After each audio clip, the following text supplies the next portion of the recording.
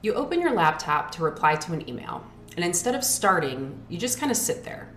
You click between tabs, you might reread the same line, maybe check your phone. You know what needs to be done, but there's a hesitation you can't quite explain. That's overwhelm, and pushing yourself harder in that moment usually makes it worse. If you're a high achiever, this can feel confusing. You're used to handling a lot. You follow through, you figure things out, people rely on you. Then something small shows up and suddenly it feels heavier than expected. Whether that's making a decision, starting something familiar, even having a conversation you've been putting off. You either stall or you force your way through it and feel tense the entire time. Then the commentary kicks in. This is simple. Why am I stuck? I should be able to do this. Now there's the moment itself and then the pressure you're adding on top of it. Overwhelm doesn't always look obvious. Sometimes it looks like getting stuck at a starting point, or second-guessing decisions that should be simple, or feeling unusually irritable, or avoiding things that normally wouldn't be a big deal, or staying busy so you don't have to slow down. So it's easy to assume I need more discipline, or I need better time management. But if that were true, you wouldn't be functioning at the level you are. You're trying to find a cognitive solution to an emotional problem, and it won't work. Overwhelm isn't just about the task. It's about what's happening inside you while you're trying to start or do the task. So there's one side of you that wants to stay on top of things, get it done, do it well, keep everything moving. And then there's another side that slows everything down. It hesitates, you tighten, you pull back. And those two sides don't feel aligned in that moment because one is pushing, the other is resisting. And that internal friction is what overwhelm feels like. When you're used to being reliable and on top of things, even small moments can carry weight. There's this quiet layer underneath. This needs to go well. I don't want to mess this up. This reflects on me.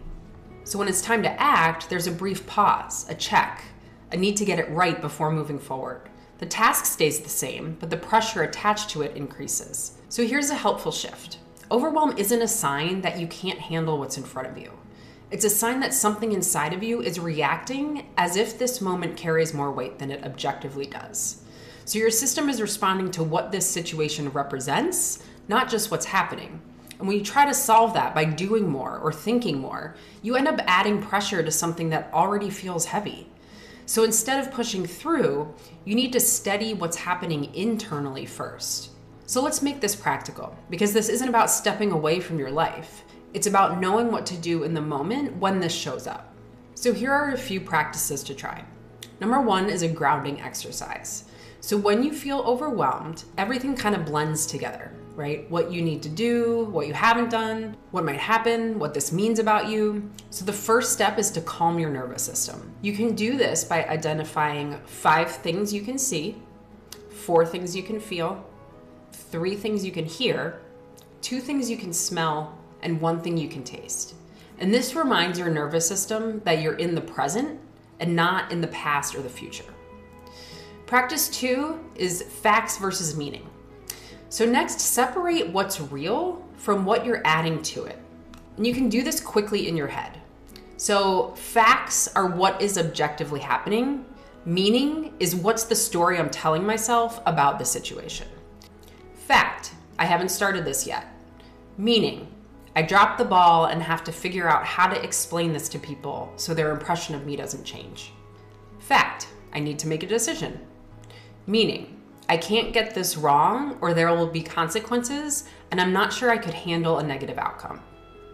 Fact, they asked me something unexpected. Meaning, I was so unprepared and inarticulate and now everyone is going to think I don't know what I'm talking about.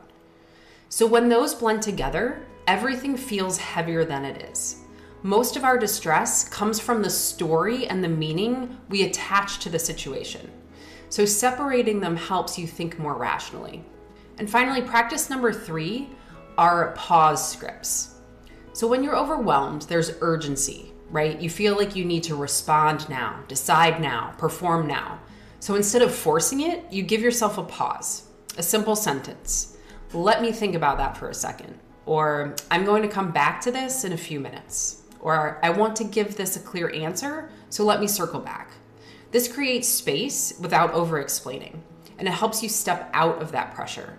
So I worked with a client who kept getting stuck on what should have been a simple purchase. In this case, it was a new laptop.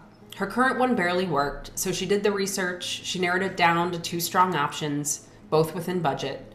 She'd open the tabs, compare specs, read reviews, then go back and check the details that she already understood. Then there was always a hesitation. Hands off the keyboard, just sitting there, and eventually she'd close everything and tell herself she'd decide later. If you slowed that moment down, the hesitation showed up right after she had all the information she needed.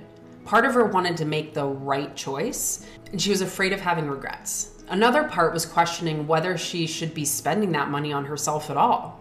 So the decision carried more weight than it needed to. It wasn't just about the laptop. It was about getting it right and feeling okay choosing something for herself. So once she started noticing that, the pressure around the decision started to loosen.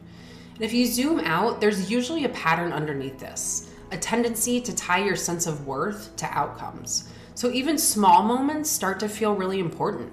Every decision, every response, every preference, and that creates pressure that builds quietly in the background until something small tips it over.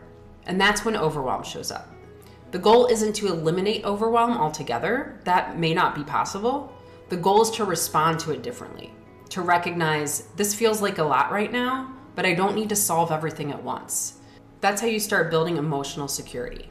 Not by getting everything right, but by knowing you can handle yourself when things feel like too much. That's what real confidence is built on. So if this resonated, I'm curious, what kind of moments tend to overwhelm you the most? Making decisions, being put on the spot, starting something, or something else? Let me know in the comments. And if you want to go deeper into this, I break these patterns down more in my book, Unpacked, where we look at what's underneath them and how to start shifting them in a way that really lasts.